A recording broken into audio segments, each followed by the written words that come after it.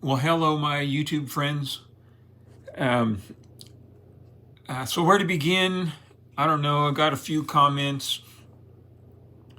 If you're stacking on a budget, then the smaller pieces might seem reasonable, might seem a good place to start.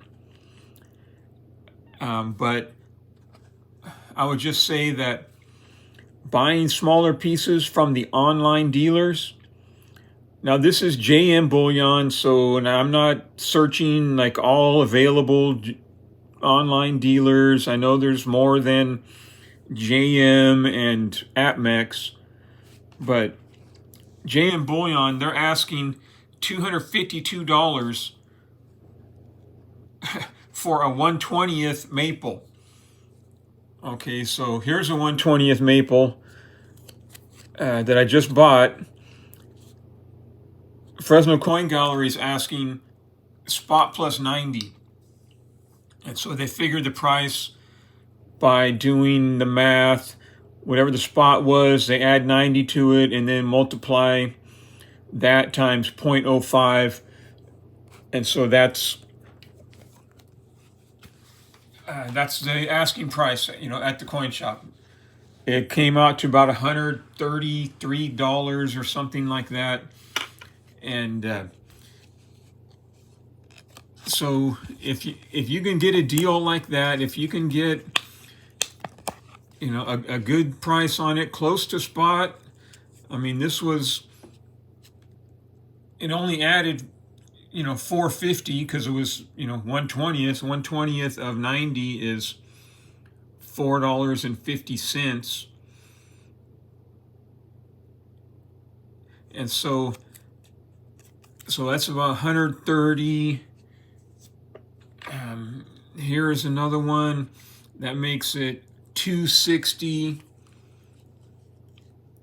Okay, here's that gram piece. These were going for 90 bucks. So we're up to $350. Okay, not counting the capsules. And I'm going to put them in these capsules because space is always at a premium, right? I don't like having this, especially this one, this big old capsule for that little tiny piece of gold right there. Right, I prefer the smaller size, like this one. It's a 1/20th, also kangaroo.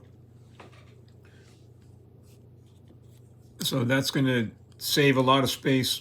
Anyway, I don't mind having these little pieces, especially compared to something like this. Okay, so this is a 10-ounce round. It's a 2021. I've had it for a while. And it's about the same price because spot's around 31.50 or something, and then depending on where you get this, it's going to be spot plus 250 or spot plus 350, per ounce.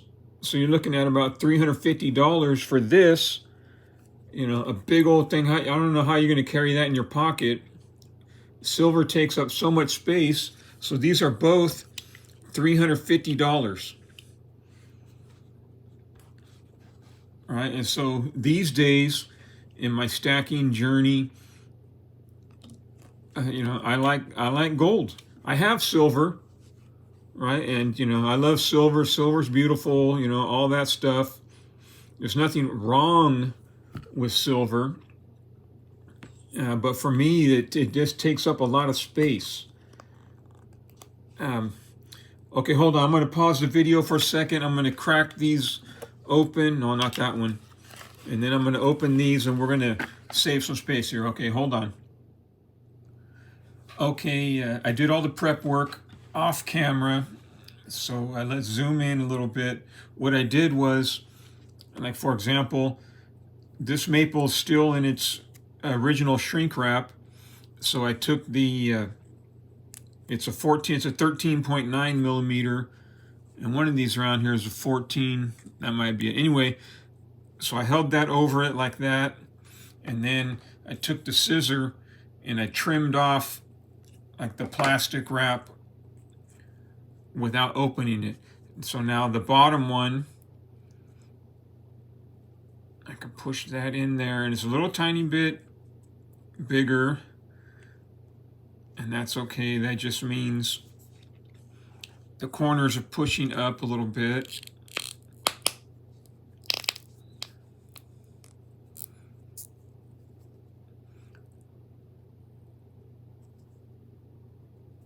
So that one's double protected. I didn't. So it's tight in there. Can't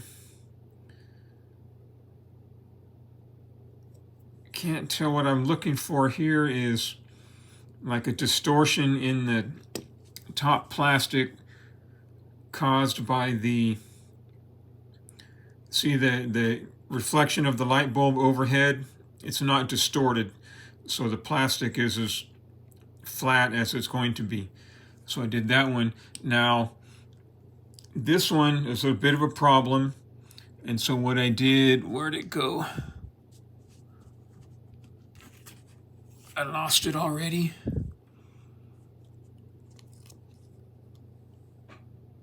So I cut the corner. See how round that is? I cut that corner off right before losing it. Okay, let's switch over to the other maple. All right, and I did the same thing with this one. So there's the maple, and I put the plastic over it, just like that, and trimmed with the scissor. And since it's in the original shrink wrap still, I choose not to put that on it.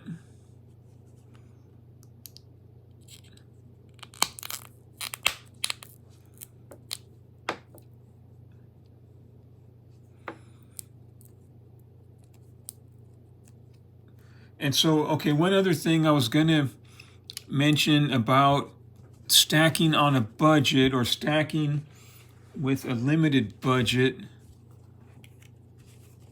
Where'd that piece of plastic go? Hold on, I gotta stop the video and find that thing. Hold on. Okay, well, boy, do I feel stupid. Because there it is right there. It fits so neatly in there, it didn't even... So if I can do this... All right, now I have to get this out of here without causing damage or losing it again.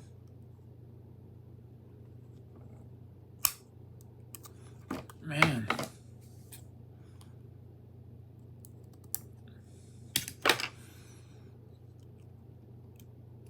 There we go. Okay, so now this piece that I trimmed off, if I can get that gram bar in here somehow.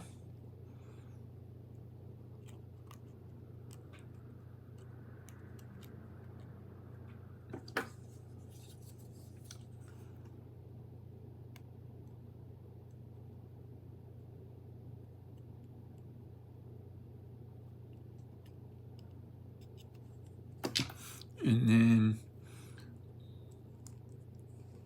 drop it in there. And on this one, I will use a plastic, or I will use, because it's open on a good portion. It's on half of it, it's open.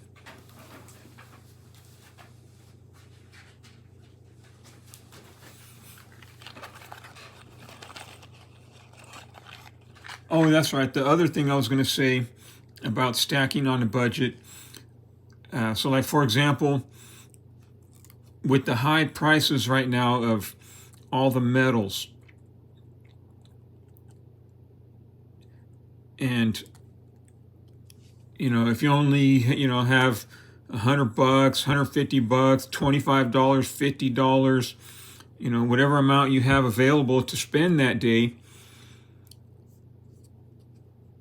and you're looking at, and you're like, man, silver's 32 something an ounce. By the time I pay the premium, it's going to be $35. I remember when I used to get 2 silver eagles for 35 or 36 bucks. Now I'm walking out of the store with 1 random generic round. Okay, that looks like it's holding pretty good in there. So that won't bounce around, and I'm less likely to lose it. Okay, so, and everyone that's been buying metals for any length of time, you're all feeling that, right? But in those days, in those years ago, you walked into the coin shop, with the money, and then you walked out with 50, 100, 150, however many dollars that you had to spend. You walked out with that amount of value in metal. So you're still doing that today, even though the weight of the metal that you're walking out with is less, the dollar value is still the same. And in fact, the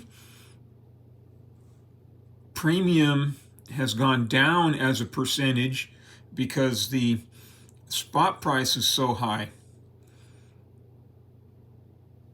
Usually, I guess, right? I don't speak for the whole world. So this Johnson Matthey, it must be really thin. If that's a gram, right? It's bigger than that one. It's way bigger than that one. So I was just looking at the serial number, D7580. I looked on allengelhard.com, and last time I went there, they had not updated, or they hadn't completed their Johnson Matthey like gold section or something, that I wasn't able to search this. I may go on there now and look at it. So anyway, thanks for joining me while I ramble on, putting up with my random thoughts. I'm still buying metals. I praise God, and I thank the Lord that I'm still in a position.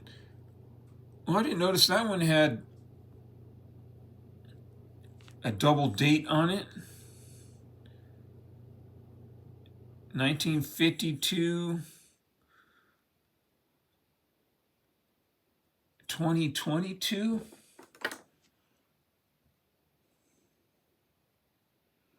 I didn't notice that till just now. What happened in 2022, 1952? No indication on this side.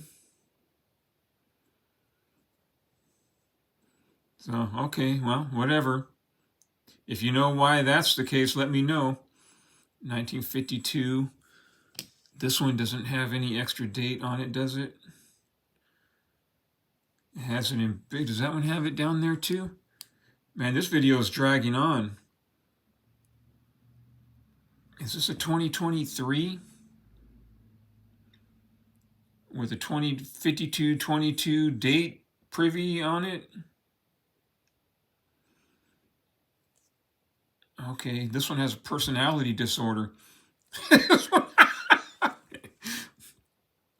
So there's a 1/10 ounce right there. 2 1/20ths is a 1/10, right? And there's a Johnson Matthey. That's a modern 1 grammer. There's I'm guessing this Engelhard and this Johnson Matthey qualify as vintage. And thank you for everyone that chimed in and said, you know what, it's not bent, it's just pressed down right there because of the serial number. All right, my friends, this video is dragging on. I'm gonna let you guys go, and I'll see you in the next video. You take care now.